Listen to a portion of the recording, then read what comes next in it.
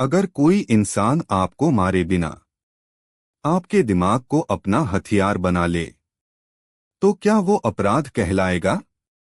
आज की कहानी एक ऐसे साइकोलॉजिस्ट की है जो लोगों की मदद करता था, लेकिन उसके हर मरीज की जिंदगी इलाज के बाद बर्बाद हो जाती थी। ये कहानी है दिमागी खेल, शक, डर और अपराध की, जहां कातिल सामने नहीं बल्कि शीशे के उस पार खड़ा है। देखते रहिए क्रिमिनल माइंड्स इंडिया, क्योंकि आज की कहानी आपको खुद पर शक करने पर मजबूर कर देगी। रात के ठीक 2:17 बजे थे। मुंबई के अंधेरी इलाके में स्थित एक फ्लैट की बालकनी से किसी के गिरने की आवाज आई। सोसाइटी के गार्ड ने ऊपर देखा, लेकिन तब तक बहुत देर हो चुकी थी। नीचे एक व्यक्ति मृत पड़ा था। नाम राघव मेहता, उम्र 34 वर्ष, पेशे से कॉर्पोरेट साइकोलॉजिस्ट। पुलिस ने इसे आत्महत्या मान लिया, लेकिन इंस्पेक्टर आर्यन देशमुख को यह बात शुरू से ही खटक रही थी। आर्यन ने जब फ्लैट में कदम रखा तो सब कुछ जरूरत से ज्यादा सलीके से रखा हुआ था। टेबल पर एक डायरी पड़ी थी। आखिरी पन्ने पर लिखा था, मैं खुद से हार गया हूं। आर्यन ने डायरी बंद कर दी। उसने बुदबुदाकर कहा, जो इंसान दूसरों को मानसिक मजबूती सिखाता हो, वो इतनी आसानी से हार नहीं मानता। जांच में पता चला कि राघव एक प्रसिद्ध साइकोलॉजिस्ट था। वह ऐसे लोगों की काउंसलिंग करता था जो डिप्रेशन, गुस्से और अपराध की प्रवृत्ति से जूझ रहे थे। लेकिन एक बात अजीब थी, उसके ज्यादातर क्लाइंट्स के जीवन में काउंसलिंग के बाद कुछ न कुछ गलत जरूर हुआ था।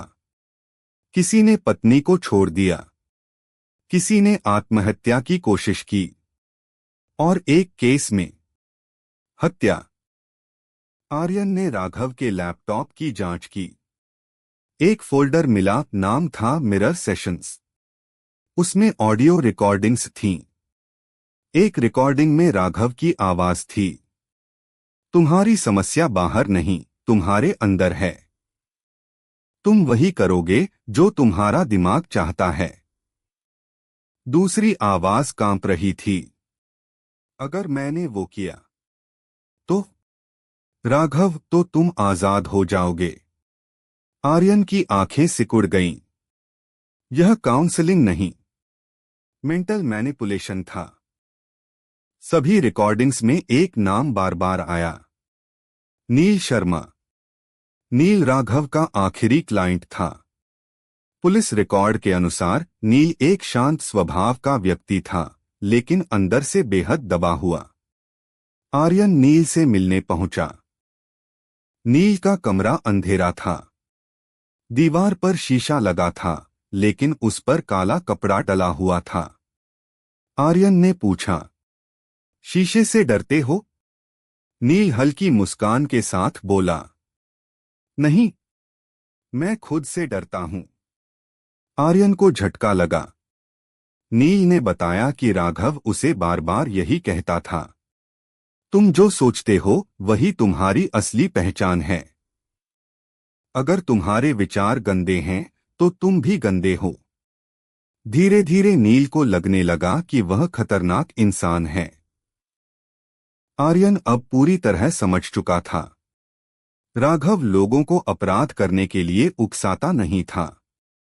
वह बस उनके दिमाग में डर और अपराध बोध भर देता था।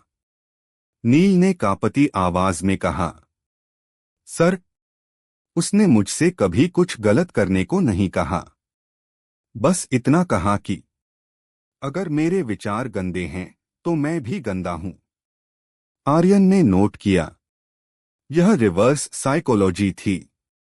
इंसान को यह यकीन दिला देना कि वह पहले से ही अपराधी है। आर्यन ने नील से पूछा, राघव की मौत वाली रात तुम कहाँ थे? नील कुछ सेकंड चुप रहा, फिर बोला, उसने मुझे उस रात बुलाया था। कहाँ था? आज तुम अपने डर से आमना सामना करोगे। नील उस रात राघव के फ्लैट गया था। फ्लैट में सिर्फ एक लाइट जल रही थी। राघव शीशे के सामने खड़ा था। उसने नील से कहा, देखो, शीशे में क्या दिखता है? नील ने कहा, मैं। राघव मुस्कराया, नहीं, तुम्हारा डर। राघव ने एक चौंकाने वाली बात कबूली, नील, मैं भी तुम्हारी तरह ही हूं। फर्क बस इतना है कि मैंने अपने अंधेरे को स्वीकार कर लिया है। उसने बताया कि वह बचपन से ही लोगों को मानसिक रूप से कंट्रोल करने में एक अजीब संतोष महसूस करता था। वह अपने क्लाइंट्स को खुद के अंधेरे से डराने का प्रयोग करता था। लेकिन उस रात कुछ बदल गया। नील ने कहा, उस रात मुझे लगा कि असली खतरा मैं नहीं, बल्कि राघव है। नील ने पहली बार अपने डर को चुनौती दी। उसने राघव से कहा, अगर मैं गंदा हूं तो आप क्या हैं? राघव कुछ पल चुप रहा, फिर शीशे में खुद को देखने लगा। उसी पल उसका चेहरा बदल गया। नील ने बताया, वो खुद से बात करने लगा, जैसे पहली बार अपने अंदर के राक्षस को देख लिया हो। राघव कांपते हुए बोला, मैं दूसरों को आजाद करना चाहता था, लेकिन असल में मैं उन्हें अपने जैसा बना रहा था। वह बालकनी की तरफ बढ़ा। नील ने उसे रोकने की कोशिश की, लेकिन राघव ने कहा, आज पहली बार मैं खुद को कंट्रोल नहीं कर पा रहा हूं। और अगले ही पल राघव नीचे गिर चुका था। आर्यन ने पूरी कहानी सुनी। कानूनी तौर पर यह आत्महत्या थी, लेकिन मनोवैज्ञानिक रूप से यह एक मेंटल क्राइम था, जो खुद राघव ने अपने ऊपर किया।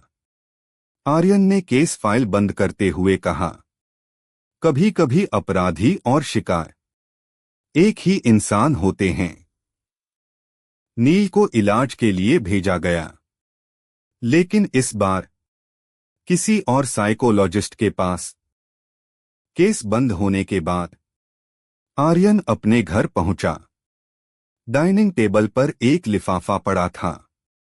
अंदर एक कागज। इंस्पेक्टर आर्यन, आपने केस सुलझा लिया, लेकिन क्या आपने खुद को देखा? आर्यन की नजर सामने लगे शीशे पर गई।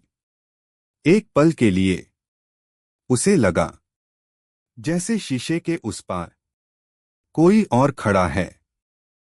हर अपराध हाथों से नहीं होता, कुछ अपराध दिमाग में किए जाते हैं। इस कहानी ने हमें एक बात सिखाई, हर चोट दिखाई नहीं देती और हर कातिल के हाथों में खून नहीं होता। कभी कभी सबसे खतरनाक अपराध इंसान के दिमाग में किया जाता है।